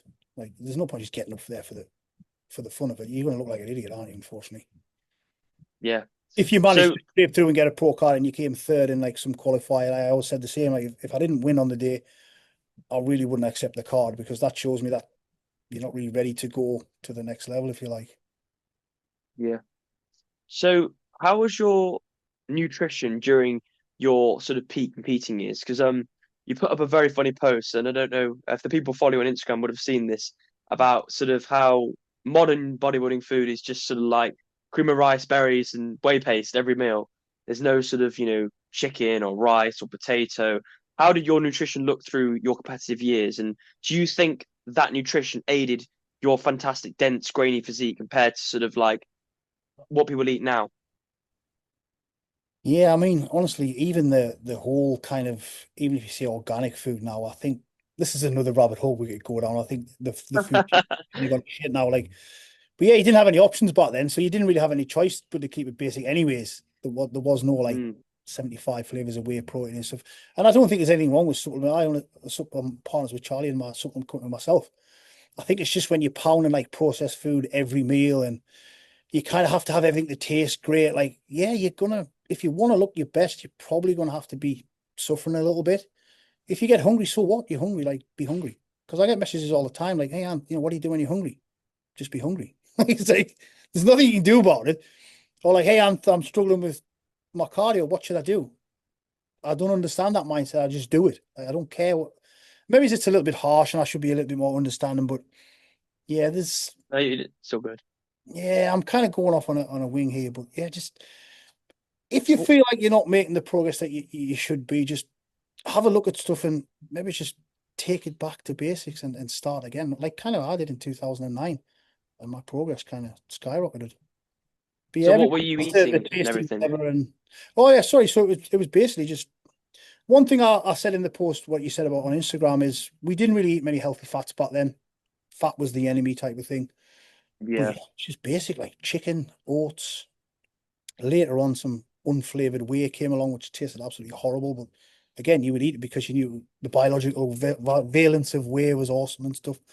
Chicken, rice, vegetables, egg whites. Nobody used to eat egg yolks when I was around. Was I don't eat any fat. But yeah, pretty honestly, if I came back to bodybuilding tomorrow to compete, I'll be eating those foods again, and maybe add some olive oil, some nuts, and some avocado and some egg yolks. That's it. Because we yeah, understand the importance of like healthy fats now. yeah. So I think what's also an interesting topic is about food focus. And there's an argument that people say, having these sort of like cream of rice and different flavored ways, it helps people diet down for like a prep or something because they're enjoying different flavors, right? But there's also another argument which a lot of bodybuilders have made. If you're eating bland food, chicken, rice, it gets you, like you said, when you suffer a bit, it sort of puts you in that tunnel vision. You know you're doing this, and it sort of like makes you completely forget about anything sweet. Or do you know what I mean? What's your Yeah, thoughts on you that? can fall in the trap. If you're trying to make everything nice and tasty, you probably going to want to eat more of it, and you're just going to get hungrier. That's my opinion on it. Yeah, And we know the whole thing about, how food companies now are putting stuff in foods to make you want to eat more. And yeah, yeah, like if you fall into that trap of trying to make everything so tasty, you just want to eat more shit. If you make it yeah. nice and bland, nobody craves a plain chicken breast. Nobody No, craves like an egg white. It's always some absolutely, yeah, shit, isn't it? yeah. So I just want to talk about the 100% or nothing and everything. I'm just really curious. Where did the 100% or nothing sort of forever hardcore come about? When did it start? When did you make it? Because I don't know, and I'm really interested to where it came from. Ah, that's a good question. Actually, not many people know this one. It's nothing exciting to me. Exactly. So when I opened Maxx Muscle, we kind of ripped off a logo from two companies. We had a pit bull in the middle with some double bicep. That was the original Maxx Muscle logo, and we got a letter saying, hey, God knows how, because those were two American companies. So we got a letter saying, hey, you need to change the logo. So I had a guy design a logo. That the Maxx Muscle logo with the ball head and the trap over. That's supposed to be like me type of thing. And the Really Max, cool logo. yeah, it is pretty cool to be fair. I still really like the logo to this day. And we started making some t-shirts and stuff on the front. And What year was this, Anth? Like, what sort of, how old were you? What sort of period was this? I know you said you weren't great with timelines. That's why I haven't asked too many, but if you can give me a rough ballpark for the listeners. I really can't remember when we started making the tees and stuff. Obviously, we had the gym at first. We used to get like I used to sell MPC activewear clothing at the time, and believe it or not, about 20 odd years ago, I used to sell Gasp clothing. Obviously, it's weird Really? that I'm involved with Gasp now. I was actually a retailer for Gasp. I used to sell Gasp and I Powerhouse didn't know Chicken, that. and Gasp kind of disappeared for a while. They kind of went off and rebranded it and came back, and obviously they're killing it now. So I Really are, started yeah. making some Maxx Muscle t-shirts, and I think it was back in the day when Facebook was kind of just coming around. I think, we posted a few pictures on there. We started getting inquiries from like Australia, like Japan and stuff. I was like, shit, like, why do these people want these t-shirts? So we had to think of something to put on the back as well. So at the time we had a Facebook group like Maxx Muscle Gym, and I put on, hey, if we need a slogan, put your ideas below. Whoever we pick kind of wins a free hoodie or something like that. And it was actually me who put mine was 100% or nothing. I put that in, and everybody did like a vote and a poll. And actually, luckily, mine came out top because I would have to give a free hoodie away. Yeah, that's how it came about. We just the group chat or whatever it was on Facebook. We had some suggestions and stuff, and 100% or nothing came around. We started putting that on the back, and the Forever Hardcore thing. I think that came some years later when I maybe hooked up with Leroy or something. And then obviously we did the Team Nasty wear and stuff like that. But yeah, it has Yeah. gotten popular, the whole 100%. I get like, it's crazy. I get like messages from people saying, hey, Anth, do you mind if I put like 100% or nothing tattoo on myself? And I'm like, hey man, I don't own the saying. Like, it's nice and polite and cool that you've messaged me. Yeah, it's nice that we kind of spread that word, and the logo's still going, even though Maxx Muscle was closed, like, yeah, to 2020. So Yeah, I think it's crazy because that sort of phrase is more than just sort of like a logo. It's a whole sort of like mindset, isn't it? Like there's the fact that it's carried on for this long. And I mean, I've got tons of the 100% or nothing clothing. I absolutely love it. I wear it in a lot of my videos. Um, I just think the message is just it embodies everything about you and everything about Maxx Muscle on those training days, which just scream like 100% or nothing. Do you know what I mean? It's just such a great sort of saying and movement to be part of that yeah, it's just a hardcore very, very bodybuilding. simple saying. It's a very simple logo, but if you understand what it means, it's literally like get in the gym and give it 100% or nothing, and then just get out. But again, for Yeah. everything, I know it sounds really cheesy, but if you're going to do something, do it to your best of you, but give it 100%. And if it doesn't work out, then fine. You gave it 100%. If you gave it 85 and it didn't work, then hey, you'd be saying shit. Like, what if I gave it 100? I know that sounds very corny, Yeah. very cheesy. No, it doesn't at all. No, I think a lot of people sort of label things as cringe and all this stuff because they just don't have the balls to go at something that hard. You know what I mean? To have such a passion for something, to really work hard at something. I think people nowadays it's just sort of cringe and do you know what I mean? But Yeah. yeah, Everybody wants everything on a plate now.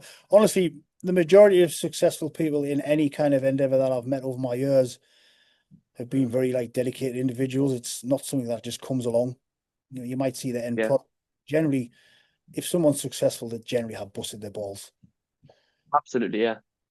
So when did the sort of all your training clips start like flooding in and everything, all the sort of like you filming on YouTube and the sessions and everything? When did that start happening? When did you start putting on recording and everything or your training? Yeah, and this is something I'll cover as well because everybody thinks I hate on tripods and I hate filming your workouts. Not at all. Like I was doing. I picked up a sponsor back in the day, like 2011, 2012, and it was kind of when Facebook was coming around and YouTube was kind of become popular in the How body. old were you at this point? Sorry to interrupt. How old were you at this point? 2012. So how long ago was that? 20 no 2000 2011. Let me work this out on a calculator. No worries. 2000 I'm just trying to establish a timeline for the people listening, just to see when it all sort of. seconds. So yeah, so I was like 34 years old when I started doing a little bit of social media. Really? That Yeah. really? So So yeah, you were everybody basically. thinks I hate on the videos and stuff. I was doing this shit ages ago. I Yeah, don't. no. It's when somebody's focus goes from the training to the video is more important. I think Mm, that's where it affects the training and stuff. And so I had a sponsor at the time. I had to do like 2 YouTube videos a week, and I said, listen, that's fine, but you have to understand that the training's first. So you're not going to get me like, hey guys, I'm going to do bench press here, like talking to the camera because I didn't rush my workout. Myself and my training partner, Crazy Dave, didn't even used to talk to each other. Like it was just thumbs up, like headphones in. So I explained that, and I was just the guy who trained, and it kind of took off and it got popular. And yeah, I'm still like that now. I still do some videos and stuff now, but yeah, I might speak to the camera. I'm not in that space now, but I think that the problem is everybody's just kind of lost their shit with the whole video thing. It's yeah, it's taken priority over the actual training now. And yeah. it's a tough one because I'll quickly cover this, and I said this to a young guy the other week. So you're a young guy and you want a sponsor to help pay for your supplements and stuff and your clothing and whatever you want to do to help you compete in your contest if you want to compete, whatever, to be a better bodybuilder. But if your training gets fucked up, you're not really going to be a better bodybuilder, are you really, in the long, like as in physique wise? So I get it. Absolutely, yeah. It's a tough one. You have to do your social media obligations. And I speak to some top pro guys now who get pissed off with it, but it's what pays the bills. But you can't do it without it interrupting your training too much. I was very lucky. My brother worked in the gym. I would literally go in the office, just do that, thumb up. He would record something, or he would record the last work set of everything, and I would clip it together on like Jesus, like Windows Media or something. Like there was no like cool apps back then, like in the 60s. That wasn't that long ago. But yeah, just clip it together. I actually like that stuff more than the kind of cool edits and stuff. Yeah, absolutely. I think that's one thing that I personally love is just sort of the raw training footage. I think when everything's like because nowadays Instagram, it's all just like everything's got music, everything's got edits on, and they are cool to have those things. Like, there's there's a few YouTube videos of you and Leroy going crazy and edits and everything, and it's really cool. But having that raw footage to go back on it, it's almost like looking at back at history. Do you know what I mean? Because if you tarnish everything with music and everything and all the time, it sort of loses its authenticity and its value from that period.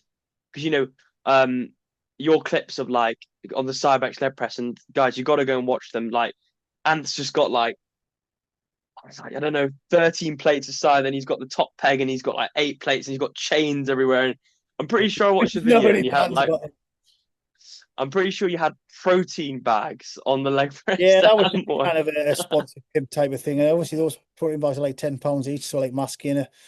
But yeah, the whole video, honestly, there's times where we've done like a video shoot and paid a photographer, like a videographer, like $1,000 or whatever for a couple of days.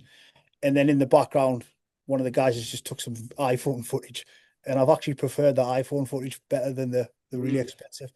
And that's the thing about the videos as well. And I'll say this for you young guys as well. At the time, honestly, if you look at any of my photo shoots, I got a miserable face. I didn't want to do it. I was like, yeah, let's get it out of the way. Training, like, yeah, you can film in the background. But now I'm a little bit older and I've got those memories on film. It is really nice because I was speaking to Paul Baxendale not too long, but I don't know if you know Paul. He used to train with Dorian at Temple now and again. And he says, like, as much as I love that time where it was just solely training, I do wish I had some little clips here and there or some video just to kind of look back on the memory. So yeah, you can do some videos and social media, but just don't let it take priority over the training. Or your physique won't progress as it should, type of thing. Absolutely. I think that, I mean, like you said, like it doesn't have to affect it, like the filming, the training, but it can do. And if it starts to affect, you've got to like actually look at this, because like are you actually training to be bodybuilder, or are you just filming it and you're not going anywhere, like you said. And if the training starts to stop progressing and it starts to get shit, then you're not going anywhere as a bodybuilder, are you? Because that is what the core of bodybuilding is. It's the training. Hey, there might be some people out there who sets up a tripod and a camera and it makes them get that extra 2 reps. Like if there's a film on you, if that works, then do it. That wasn't the case for me. I would still train as hard as I could if there was a camera there or not. But again, and that does motivate you, then cool, do it, whatever it takes. But yeah, just don't lose your way with your 10 minutes between sets explaining why you're doing a fly a particular way, or you're going to lose your focus and you're not going to get as much out of your workout. We did some filming today, and I said, Thomas, I'll just put something in the description in the bottom afterwards. I'm not talking on camera. I'm not kind of going through the whole sequence of stuff and everything.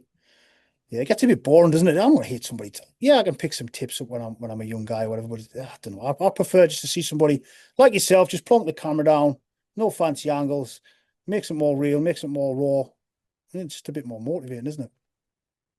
Yeah, and I think, like you said, I think it's a really nice thing to film like big sets and stuff, because like ultimately you're just going to forget them. Like even if they're like really good, like they'll just fade eventually. Your brain is, the years go on, and to look back, like it's such a nice thing. Do you know what I mean? Thinking that was a really good set. I was really happy with that on the day. It's like having a journal almost, isn't it? Like a diary of or a photo album of your family, or whatever. It's nice to look back now and again at what you've done throughout your career and everything. That's a good point you made there as well. Like, you got guys now that are literally filming every warm-up, every set. It's like, do you really need to film all of that? And I get guys saying to me, my coach asked me to film every set. Trust me, guys, your coach is not watching every set. Like, they're trying to think that they're giving you small value because they're charging you 350 quid. If some guy's got 50 clients and you're sending him 10 videos a week and everybody else is sending, do you think those guys are watching 500 videos a week? It's bullshit. I might ask my guys to send like a video of the last set of 3 times a week or something, and that's it. And what I'll see guys doing now is as well, they'll video their set and then they'll watch it back. They'll put the thing up and they'll watch it back. Hey, just leave it till the end. Just focus on your training, type of thing.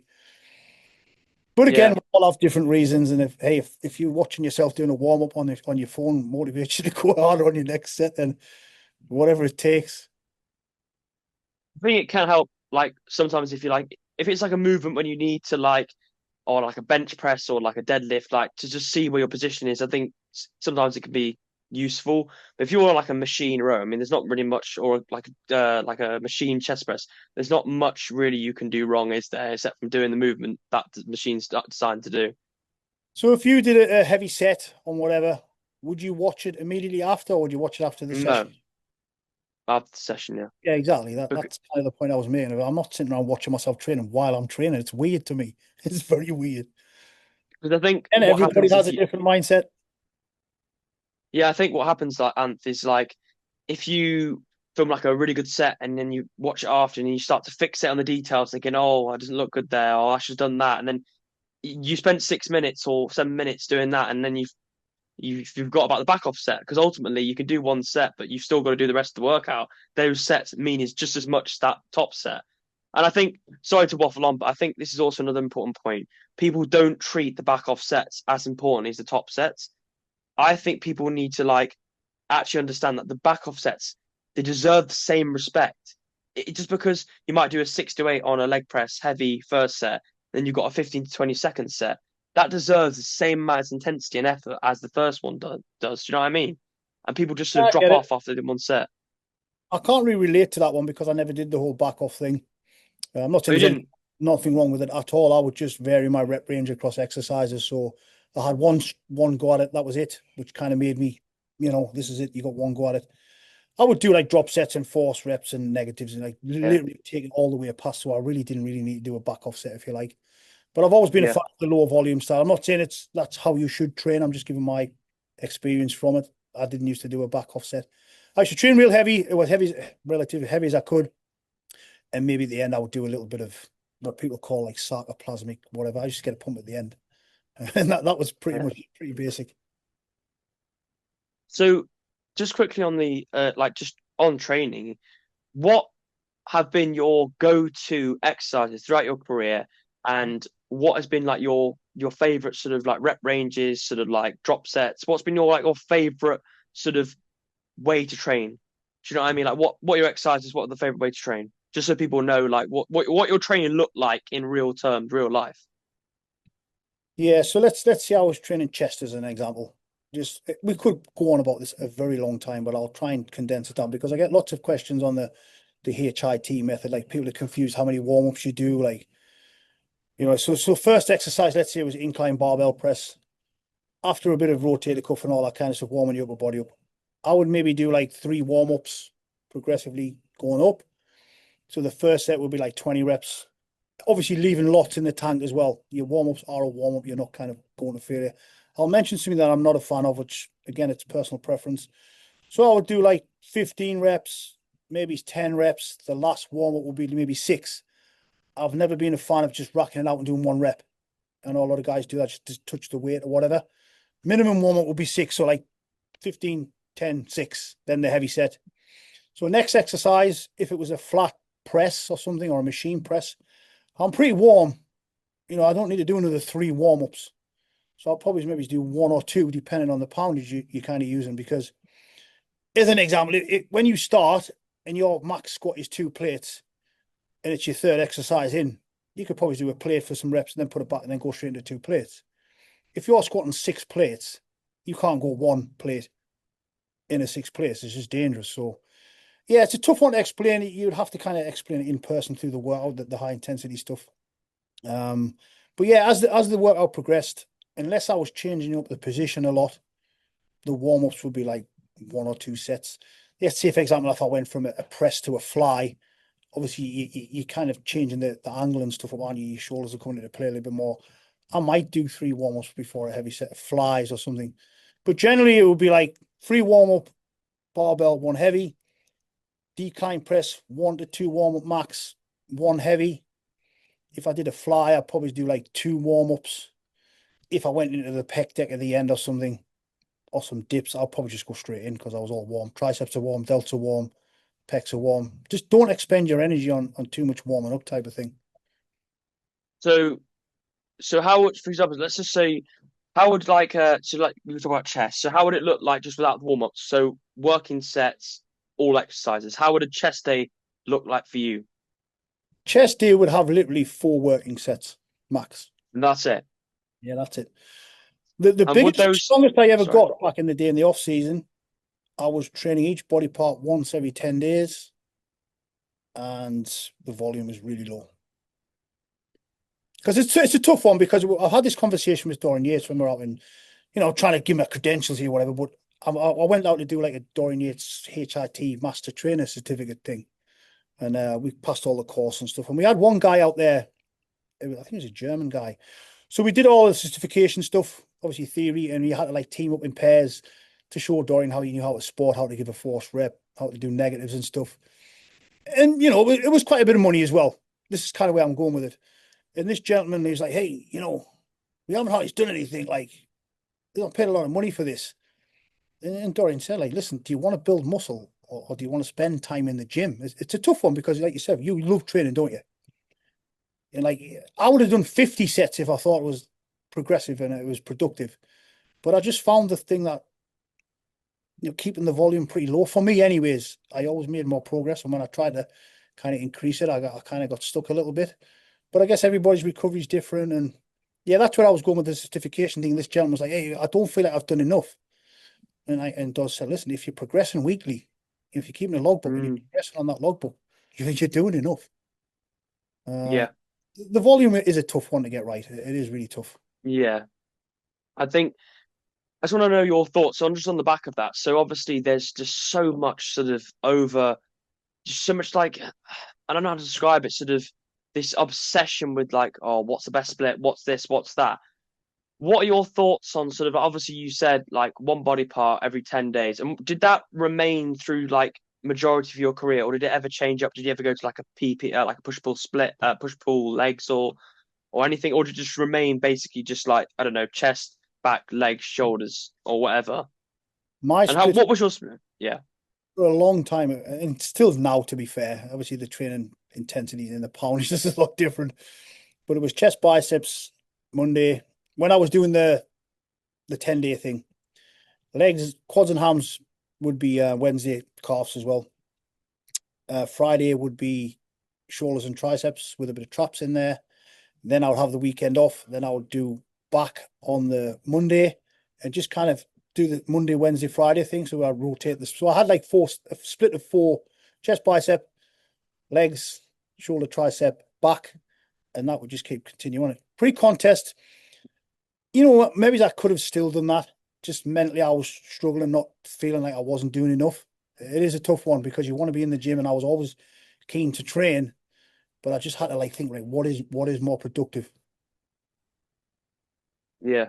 So how did your split change then from like that 10-day? Did you ever do high frequency? Did you ever do it like 2 times a week or anything like that? Well, I really because when I was younger, you read the Arnold Schwarzenegger books and stuff, and you do tons of volume, and I think you have to experiment with different training methods.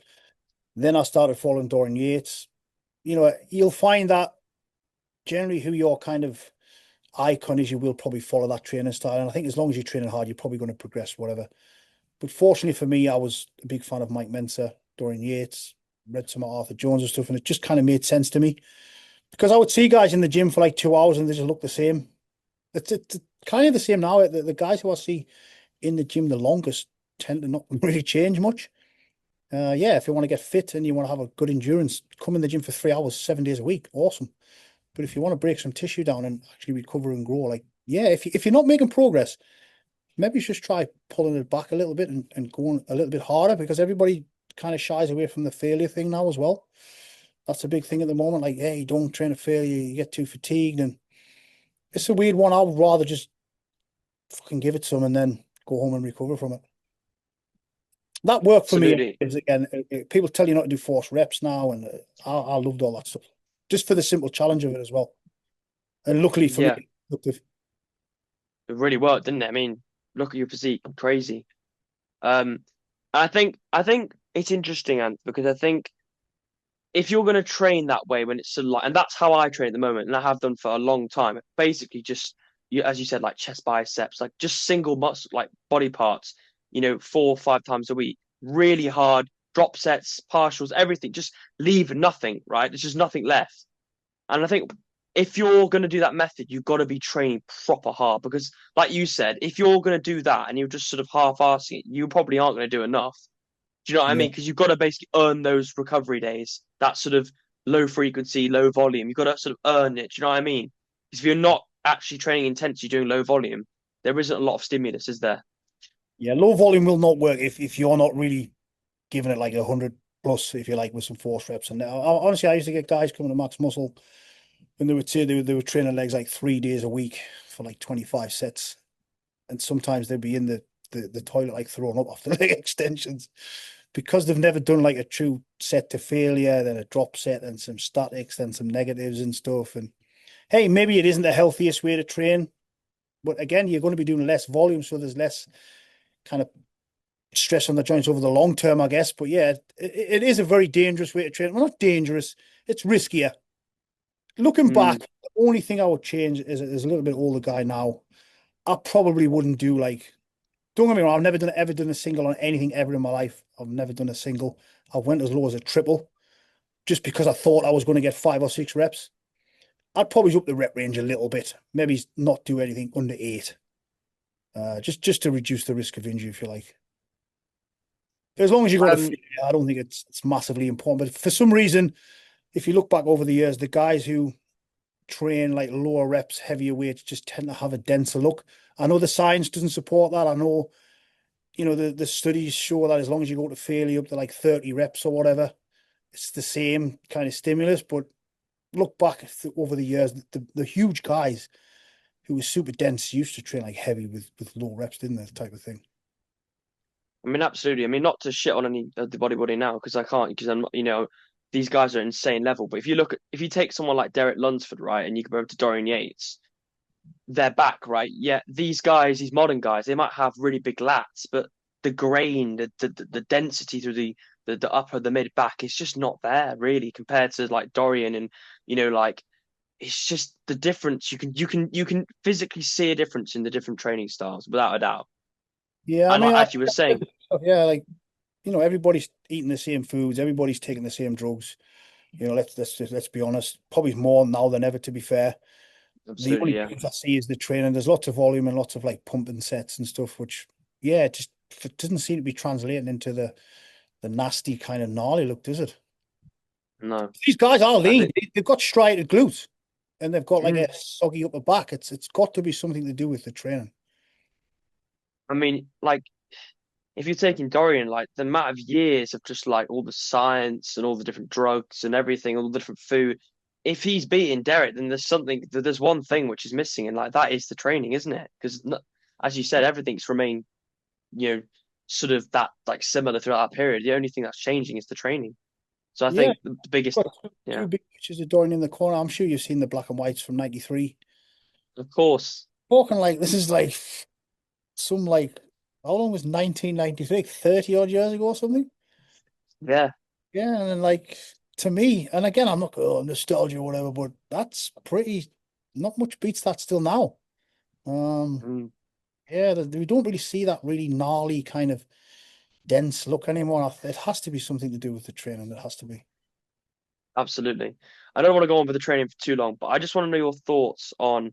I think this one came to me when I was just setting up for the podcast because I was just thinking about what's your thoughts on Jordan Peters? Because I think I've never heard you speak about Jordan or anything to do with like that sort of like side of bodybuilding which rose through sort of like the 2015 onwards, sort of when you started to sort of not end your career, but when that sort of your peak, sort of 2000, 2012 started to sort of go down a bit as you were getting older, that sort of picked up, didn't it? Like James Hollings said, it was part of it and everything. I just want to know your thoughts on that. That's all. You mean the training styles and stuff? Yeah, and just Jordan and everything to do with that sort of like full body and everything. Just if Yeah, that makes sense. Like, Jordan. I've spoken to Jordan quite a few times over the years. We've been to events together. I went to his gym opening and stuff. For whatever reason, we just never kind of hung out as friends or whatever. I know Jordan's not big on socializing and stuff, anyways. But yeah, I got to respect Jordan for his dense physique and his heavy training. He's strong as shit. I mean, sometimes I wonder like how Jordan will be clocking on in years a little bit now. I really don't know how he does that poundage and he hasn't had a serious injury. But yeah, I can respect the density he has, the strength he has, the promise like the prospect of like doing the progressive overload stuff. He has pushed that a lot because the logbook and stuff. I always used to keep a logbook. I am a fan of that, if you like. I did used to take it to the gym with me because my volume was so low. I didn't really need to write it down as I was doing it. That would kind of put me off, anyways. But yeah, Jordan trains hard. He's strong as shit, and he has kind of that dense look, doesn't he? So there you go. There's a yeah, little clue. Like he trains heavy, he trains pretty low reps, and he looks dense as shit. So what does that tell you? yeah. I just wanted to sort of like highlight that, like, even though you're like an old school bodybuilder, you still appreciate sort of the newer school techniques because obviously this is all bodybuilding, isn't it? And obviously it's changed over the years, but training hard and intensity is still there in a lot of people, and that's the main thing, isn't it? No matter if it's one set or it's a back off or whatever, or higher rep ranges, lower rep ranges, it's all one thing, and that's if you're training hard, you're going to progress and you're going to get a better bodybuilder. Yeah, I think that's the thing you want to hit home. It's not so much your training method. I think the level of effort's just not as what it used to be. People are not really Yeah, as hard as they used to for whatever reason. yeah, I don't know. But yeah, it doesn't matter what training method you have, as long as you're progressing with it and, and you're beating some numbers. yeah, whatever split you have, I think it's just the application of the effort has just died off a little bit, and people are just getting a little bit too sidetracked with social media and stuff, and scrolling on the phone between sets, and the mindset's just not the same. They're not taking it as serious, if you like. Or maybe I'm just not So seeing where do you, guys. Don't get me wrong, we have some guys in Ultraflex who fucking give it some, but it is I mean, what look at, it is. I mean, I know you're very well aware of like Kiffy West and everything. I mean, he's new school and he's really, I mean, he's natural and he's ridiculously strong, isn't he? And I mean, trains really new hard. school and old school. I don't think there is a school. I think it's just, again, Chris would be, I would class Chris as old school, if you like. I mean, he does a little bit more volume, and he can recover from it. But yeah, I mean, I don't think it's new school, old school. I think it's just not training as hard school. It's like that's what's happened now. Yeah. So just Is wrapping it, up, is it, is it a chance that people who are training really hard make more progress than people who are just fanning around? yeah. I think you've nailed it like completely. I think it's just effort. Generally, it's just effort. It doesn't really, yeah, you can argue about different training styles, but if you're giving it 100% or nothing, then there's no chance you're not going to grow off that realistically But if yeah, you're the giving it possibly 100%. could if you're doing a little bit too much volume, but it's pretty obvious. If you're in your first 10 years of training, like you should be progressing on lifts. As the years go on, yes, you do have to look at like 10. If you're starting benching 4 and 5 plates, there's kind of there is a diminishing returns. But if you're a guy who's benching like 10 kilo a side and you're just hyper focused on all this slow contraction, and it's just, yeah, just, I'm not saying get sloppy with your training, but just get some weight, get stronger on stuff. If you're using the Yeah. same weight as you were 5 years ago in your earlier years, your body has no reason to change. And when I say stronger, because people will say to me, "Oh, I'm not very strong on bench press." You're as strong as what you can lift. So even if you bench press 2.5 kilos a side and you progress to 5 kilos, you're making progress, aren't you? And you go to seven Yeah. and a half. It's all, As long as it's relative, isn't it? As long as you're seeing some progression. If you've been doing something for 6 months and you've made no progress in poundage and your physique hasn't changed, it's not all of a sudden just going to start going, "Hey, let's change." You got to do something about it. But again, yeah. when you get relatively strong, like if you're squatting 6 plates, for example, going to 7 plates, you're just risking smashing your back or you're blowing your knees out. Yeah, that's when you start want to look at like pre-exhaust, or maybe slowing the tempo down, or maybe he's doing a little bit higher reps and doing a back off set. But yeah, don't worry about that too much in your earlier years, I guess. So Everything's what would you say your, analyzed now, isn't it? yeah, absolutely. What would you say your best lifts have been like throughout your career or your favorite lifts? Like if you give me like, I don't know, top five things you've ever done or top five exercises you loved or still love to this day. I haven't really got any huge lifts, to be fair. Because I said I've never ever done a single ever. I've done What a it doesn't yeah, have to be a single, just be like a yeah, because guys say like kilos and stuff. So I'll do like a 7 plate deadlift for 3, a 4 plate incline for 6, that 6 free weight or Smith. 3 weight, Ooh, um, very strong. 6 plate squat for 10. Really? With like basic compounds. I used to Smith press like 4 plates on the Cybex Smith overhead. So yeah, I guess it was relatively strong for my body weight on some lifts. Some lifts I was absolutely not strong at all, but I still progressed on them. Uh, Yeah. yeah, so as Yeah, long as just long trying as to you're kind of think. beating those numbers, aren't you, really? I mean, absolutely, like you were saying about the bench press, like even if you're like not as strong as loads of others are, if it's strong for you and you're forcing your body to adapt and grow, then that's all you can do. That's the progress, isn't it? Because I think what social media has done is it's made people feel weak, like they're not doing any weight, they're not. Do you know what I mean? Because you see people like Kiffy who are like a genetic anomaly, trains. There are how many naturals can fucking deadlift 350 kilo, like him and one other person in the world. Do you know what I mean? Yeah, that is right. There is a kind of a lot of comparison. Now, I'm really fortunate that I never had that thing.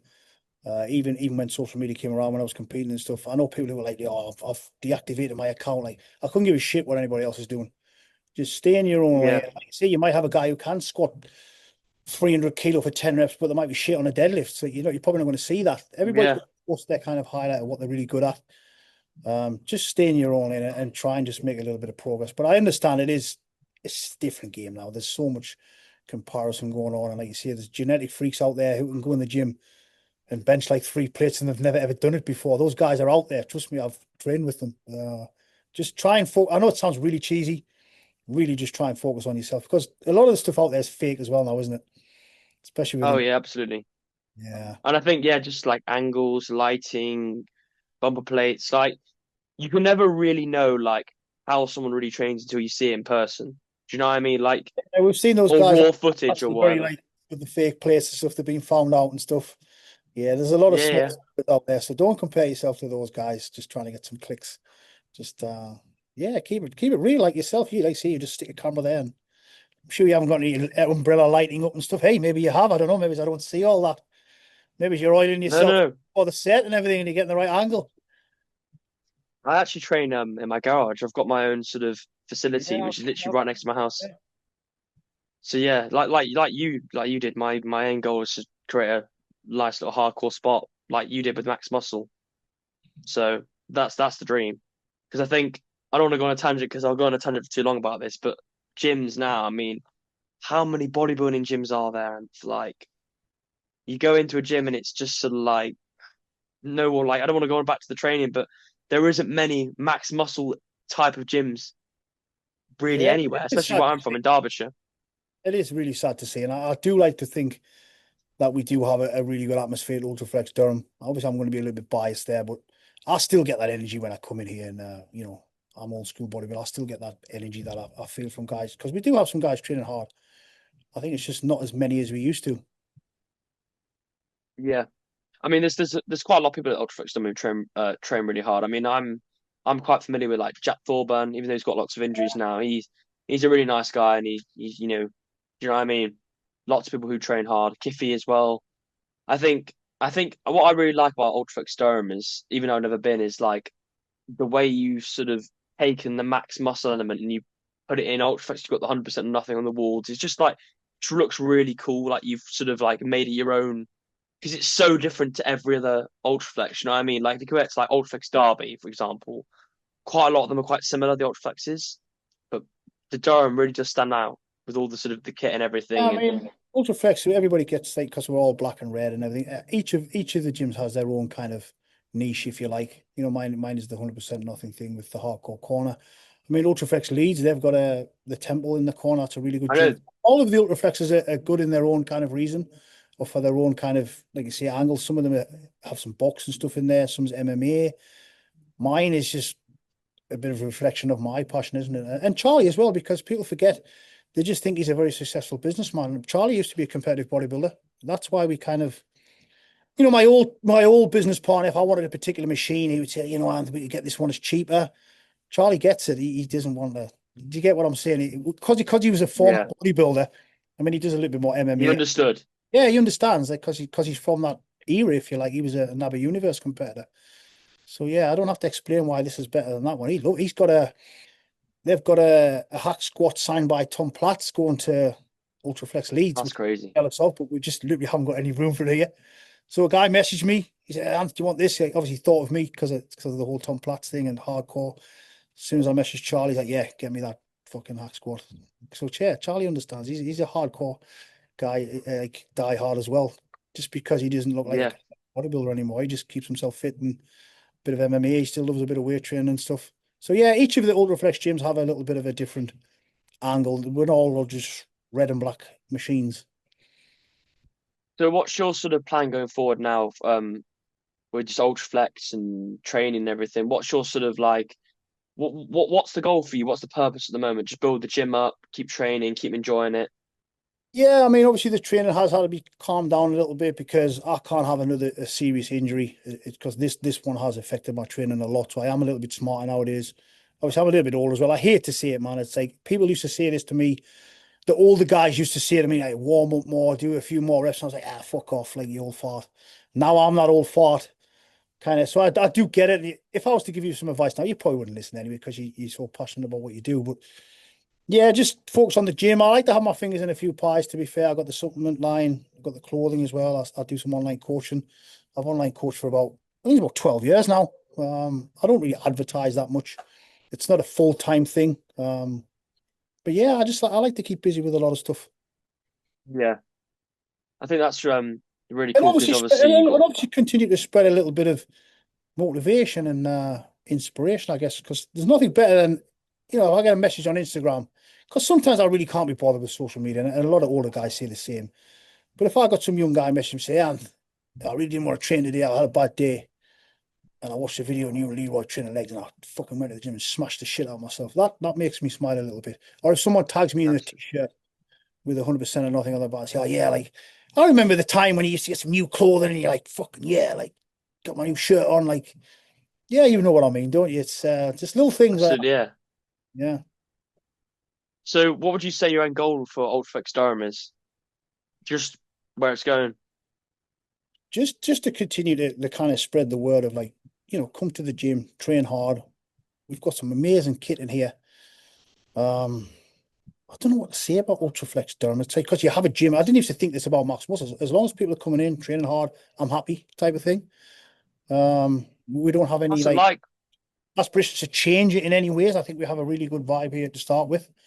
So So, on the back of that, what would you say, obviously, throughout your bodybuilding career and everything, what legacy do you want to leave when you've gone? What does Anth Bales want to be known as and leave, a mark in history as in the bodybuilding world? I'm not really concerned about the whole titles thing and all that stuff. Just if I want to be remembered as something, just somebody who trained hard and wasn't maybe the most genetically gifted guy who managed to kind of climb his way up the ladder a little bit by just some hard fucking work, man.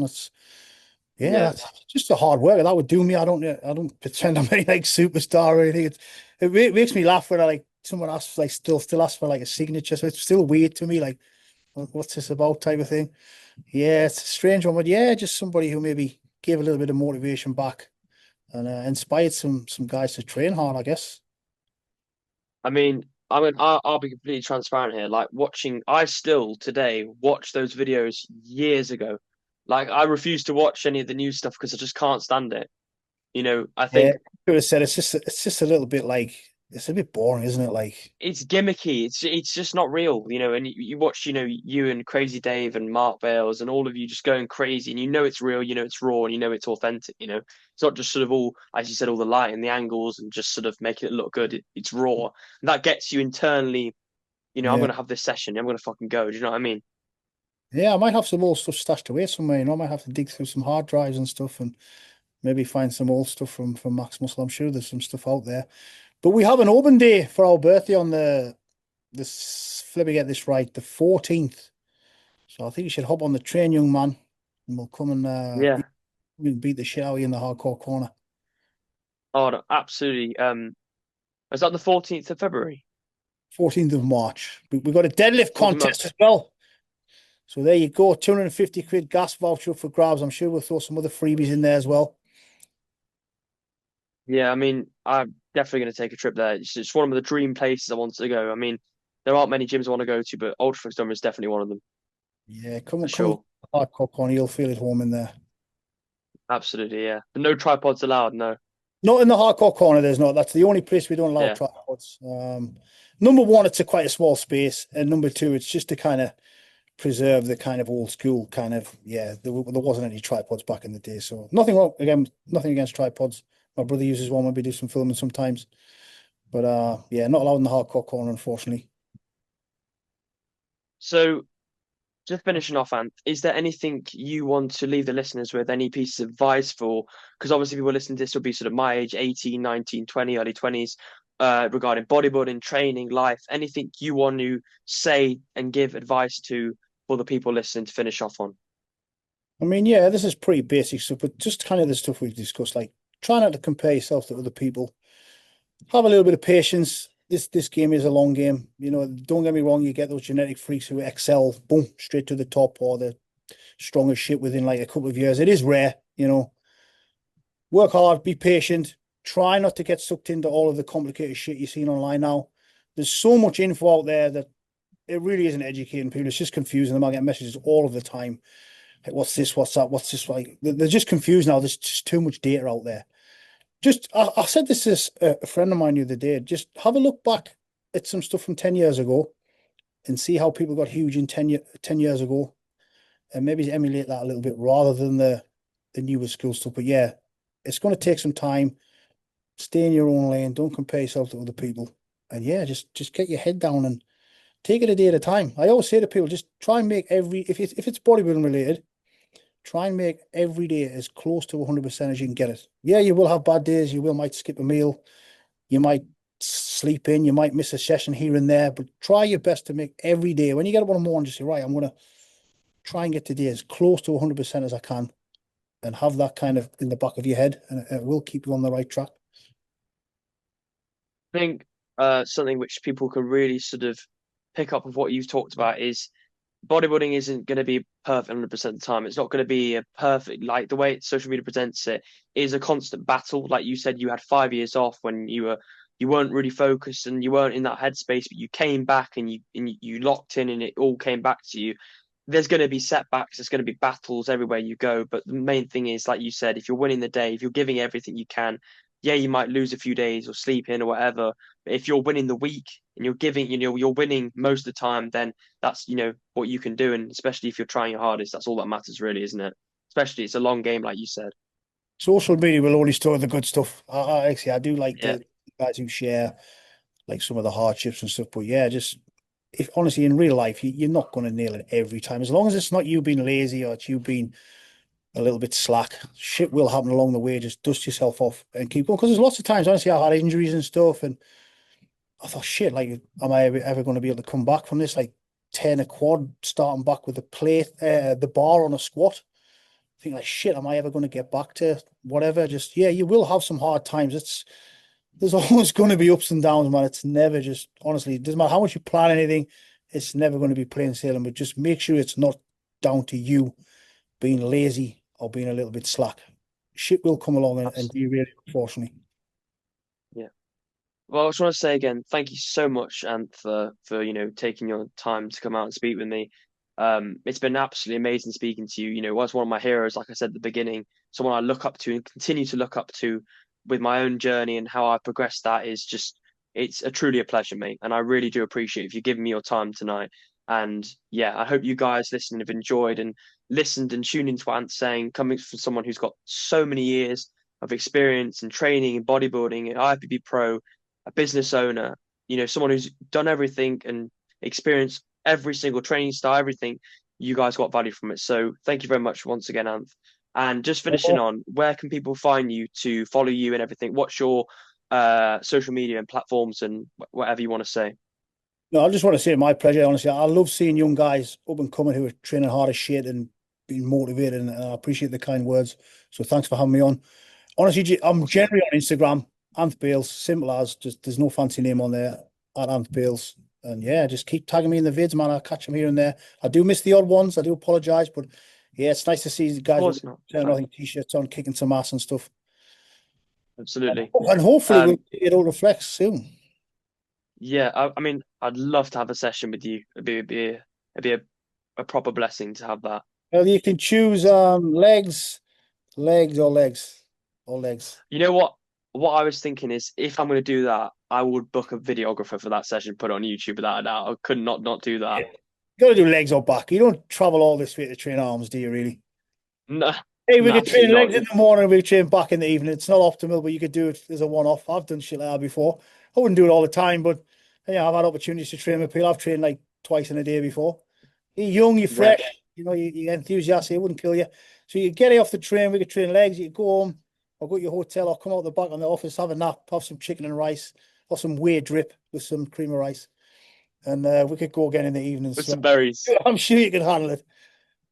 Yeah. Well, thank you once again, mate. And yeah, it's been an absolute pleasure. And hopefully we'll get a session in very soon. I will make the train, even though how long it is, I'll make it and I'll be there at Ultraflex very soon. Thank you once again. Right. Have a good weekend, man. Speak soon. Take it easy. Yeah, guys. Thank you for listening.